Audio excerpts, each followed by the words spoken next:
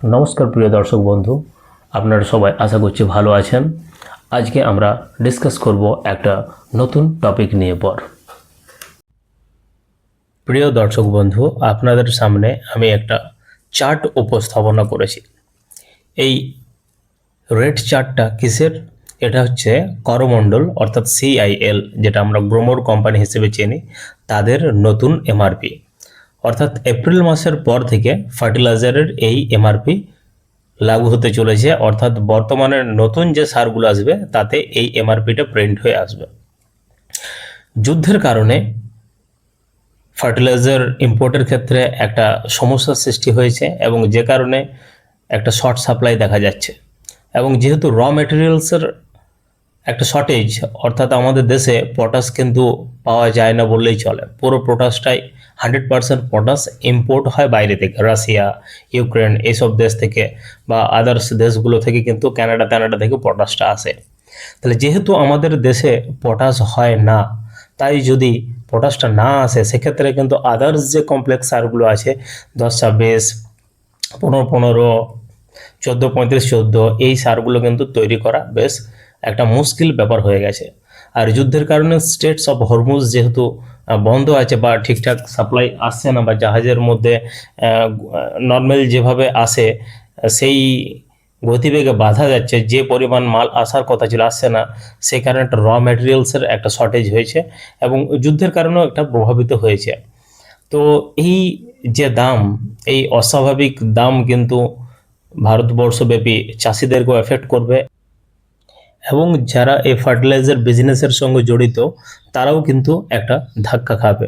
অর্থাৎ বর্তমান দিনে চাষের যে পরিস্থিতি, এই রিসেন্টলি যে আলু উৎপাদন হয়েছিল তাতে 1.5 থেকে 2 টাকা কিলো আলুতে বিক্রি করতে হয়েছে।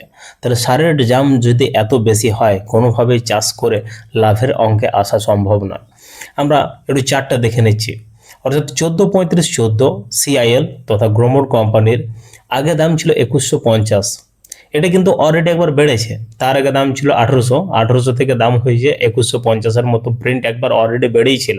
এটা লাস্ট আলু সিজনে বেড়েছিল, 2150 হয়েছে। এবং সেই 2150 এমআরপিতেও কোম্পানির মাল বিক্রি করে পড়তা হচ্ছে না। এখন বর্তমান কি করেছে?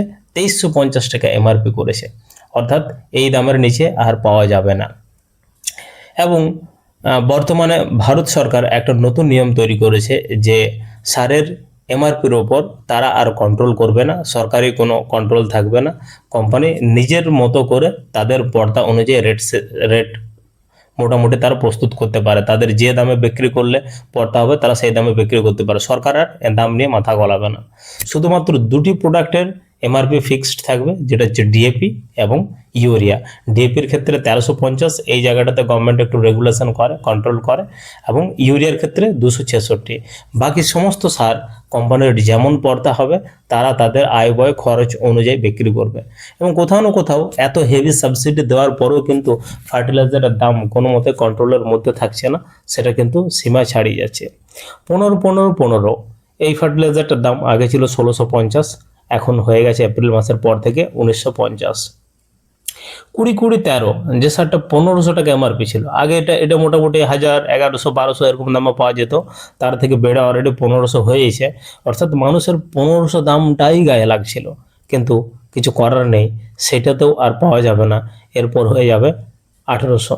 এবং এসএসপি, যেটা আমরা ফসফেট নামে চিনি, সিঙ্গেল সুপার ফসফেট, সেটা 540 থেকে 590। এটা তুলনামূলক দামটা ঠিকঠাকই আছে, কিন্তু যেটা সবচেয়ে এফেক্ট করবে, যে দামটা সবচেয়ে বেশি হবে, সেটা হচ্ছে পটাশ। এবং শুধুমাত্র এই যে দাম বেড়েছে, এটার থেকেও বড় দুশ্চিন্তার বিষয় হলো প্রোডাক্টের সাপ্লাই থাকবে না। অর্থাৎ এই দামেও পর্যাপ্ত পরিমাণ সাপ্লাই থাকবে না। আপনি যে দাম দিয়ে কিনতে যান না কেন, মার্কেটে ইউরিয়া খুঁজে পাবেন না, মার্কেটে আদার্স যে পটাশ আছে খুঁজে পাবেন না। তো সুতরাং যদি আপনাদের সামনের সিজনে সারের প্রয়োজন হয়ে থাকে, তাহলে এখন থেকে ভাবুন। পরে তখন তাড়াহুড়ো করে হয়রান হয়ে অতিরিক্ত দামে ক্রয় করার থেকে আমার মনে হয় এই সিজনটা, বর্তমান সময়, এই ঠিক এপ্রিল থেকে মে মাস, এই মাসটা হচ্ছে অফ সিজন। এই সময় কিন্তু ফার্টিলাইজার তেমনটা বিক্রি হয় না। কম বেশি সব দোকানদারের কাছেই কিছু পুরনো স্টক থাকে। আপনার যদি মনে হয় ওই বাড়তি দাম আমি অ্যাভয়েড করতে চাই, আপনারা গিয়ে পর এখন দোকানে যোগাযোগ করুন এবং এখন থেকে মাল তুলে রাখুন বাড়িতে। যে পরিমাণ ফার্টিলাইজার আপনার রিকোয়ারমেন্ট হয় সেটা এখন থেকে তুলে রাখতে পারেন। এবং 2-3 মাস পর ইউরিয়া কিন্তু আকাশ ছোঁয়া দাম হয়ে যাবে।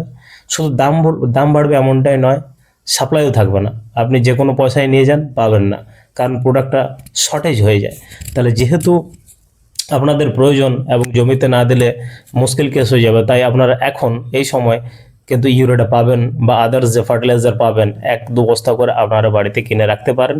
তাতে কি হবে, আপনাদের তখন চিন্তায় পড়তে হবে না বা অতিরিক্ত মূল্য দিতে হবে না। এবং যখন চাষ শুরু হবে তখন কিন্তু সবার একসঙ্গে রিকোয়ারমেন্ট হয়, সব ডিস্ট্রিক্টে রিকোয়ারমেন্ট হয়, সমস্ত স্টেটে রিকোয়ারমেন্ট হয়। কোম্পানির কিন্তু অত রিকোয়ারমেন্ট ফুলফিল করতে পারে না। তাই যারা আপনারা আগে থেকে একটু ভেবে রাখছেন, যদি আপনার কাছে টাকা থাকে মোটামুটি তুলে রাখতে পারেন, অ্যাটলিস্ট আপনার এইটুকু শান্তি থাকবে যে আপনার বাড়িতে আপনার প্রয়োজনীয় জিনিসটা তোলা আছে।